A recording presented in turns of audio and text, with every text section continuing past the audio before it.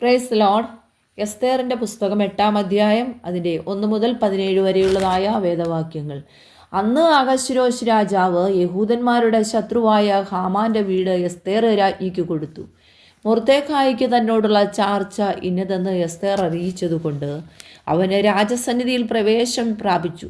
രാജാവ് ഹാമാൻ്റെ പക്കൽ നിന്ന് എടുത്ത തൻ്റെ മോതിരം ഊരി മൊർദെഖായിക്ക് കൊടുത്തു.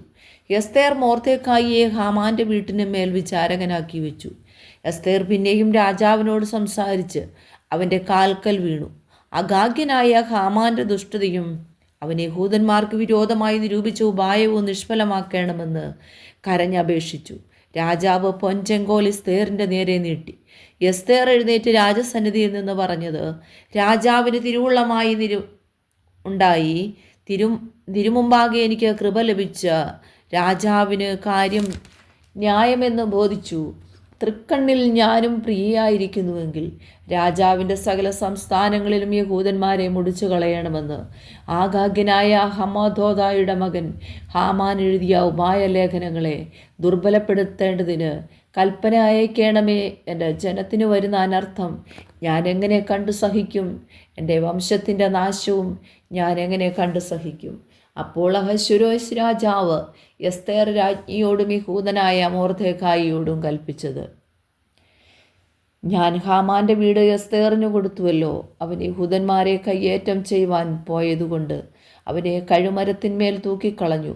നിങ്ങൾക്ക് ബോധിച്ചതുപോലെ നിങ്ങളും രാജാവിൻ്റെ നാമത്തിൽ യഹൂദന്മാർക്ക് വേണ്ടി എഴുതി രാജാവിൻ്റെ മോതിരം കൊണ്ട് മുദ്രയിടുവീൻ. രാജനാമത്തിൽ എഴുതുകയും രാജമോതിരം കൊണ്ട് മുദ്രയിടുകയും ചെയ്ത രേഖയെ ദുർബലപ്പെടുത്തുവാൻ ആർക്കും പാടില്ലല്ലോ. അങ്ങനെ സീവാൻ മാസമായ 3-ാം മാസം 23-ാം തീയതി തന്നെ രാജാവിൻ്റെ രായസക്കാരെ വിളിച്ചു. മൊർദെഖായി കൽപ്പിച്ചതുപോലെയൊക്കെയും അവർ യഹൂദന്മാർക്കും ഹിന്ദുദേശം മുതൽ കൂശ് വരെയുള്ള 127 സംസ്ഥാനങ്ങളിലെ രാജപ്രതിനിധികൾക്കും ദേശാധിപതിമാർക്കും സംസ്ഥാന പ്രഭുക്കന്മാർക്കും അതത് സംസ്ഥാനങ്ങളിലേക്ക് അവിടുത്തെ അക്ഷരത്തിലും അതത് ജാതിക്ക് അതത് ഭാഷയിലും യഹൂദന്മാർക്ക് അവരുടെ അക്ഷരത്തിലും ഭാഷയിലും എഴുതി അവൻ അഹശ്വേരോശ് രാജാവിൻ്റെ നാമത്തിൽ എഴുതിച്ച് രാജമോതിരം കൊണ്ട് മുദ്രയിട്ടു. ലേഖനങ്ങളെ രാജാവിൻ്റെ അശ്വഗണത്തിൽ വളർന്നു. രാജകാര്യത്തിന് ഉപയോഗിക്കുന്ന തുരങ്കങ്ങളുടെ പുറത്തു കയറി ഓടിക്കുന്ന അഞ്ചൽക്കാരുടെ കൈവശം കൊടുത്തയച്ചു. അവയിൽ രാജാവ് അഹശ്വേരോശ് രാജാവിൻ്റെ സകല സംസ്ഥാനങ്ങളിലും ആധാർ മാസമായ 12-ാം മാസം 13-ാം തീയതി തന്നെ അതത് പട്ടണത്തിലെ യഹൂദന്മാർ ഒന്നിച്ചുകൂടി തങ്ങളുടെ രക്ഷയ്ക്കു വേണ്ടി പൊരുതി നിൽപ്പാനും തങ്ങളെ ഉപദ്രവിപ്പാൻ വരുന്ന ജാതിയുടെയും സംസ്ഥാനത്തിൻ്റെയും സകല സൈന്യത്തെയും കുഞ്ഞുങ്ങളെയും സ്ത്രീകളെയും നശിപ്പിച്ച് കൊന്നുമുടിപ്പാനും അവരുടെ സമ്പത്ത് കൊള്ളയിടുവാനും യഹൂദന്മാർക്ക് അധികാരം കൊടുത്തു. അന്നത്തേക്ക് യഹൂദന്മാർ തങ്ങളുടെ ശത്രുക്കളോട് പ്രതിക്രിയ ചെയ്യുവാൻ ഒരുങ്ങിയിരിക്കണമെന്ന് സകല ജാതികൾക്കും പരസ്യം ചെയ്യേണ്ടതിന് കൊടുത്ത തീർപ്പിൻ്റെ പകർപ്പ് ഓരോ സംസ്ഥാനത്തിലും പ്രസിദ്ധമാക്കി. അങ്ങനെ അഞ്ചൽക്കാർ രാജകീയ തുരങ്കങ്ങളുടെ പുറത്തു കയറി രാജാവിൻ്റെ കൽപ്പനയാൽ നിർബന്ധിതരായി ബന്ധപ്പെട്ട് ഓടിച്ചുപോയി.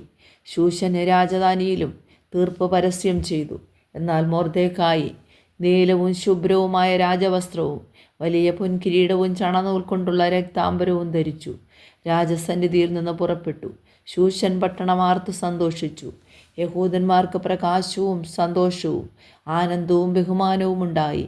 രാജാവിൻ്റെ കൽപ്പനയും തീർപ്പും ചെന്നെത്തിയ സകല സംസ്ഥാനങ്ങളിലും പട്ടണങ്ങളിലും യഹൂദന്മാർക്ക് ആനന്ദവും സന്തോഷവും വിരുന്നും ഉത്സവവും ഉണ്ടായി. യഹൂദന്മാരുടെ മേരെയുള്ള പേടി ദേശത്തെ ജാതികളിൽ മേൽ വീണിരുന്നതുകൊണ്ട് അവർ പലരും യഹൂദന്മാരായി തീർന്നു. ഈ വചനങ്ങളാൽ ദൈവം എല്ലാവരെയും ധാരാളമായിട്ട് അനുഗ്രഹിക്കട്ടെ.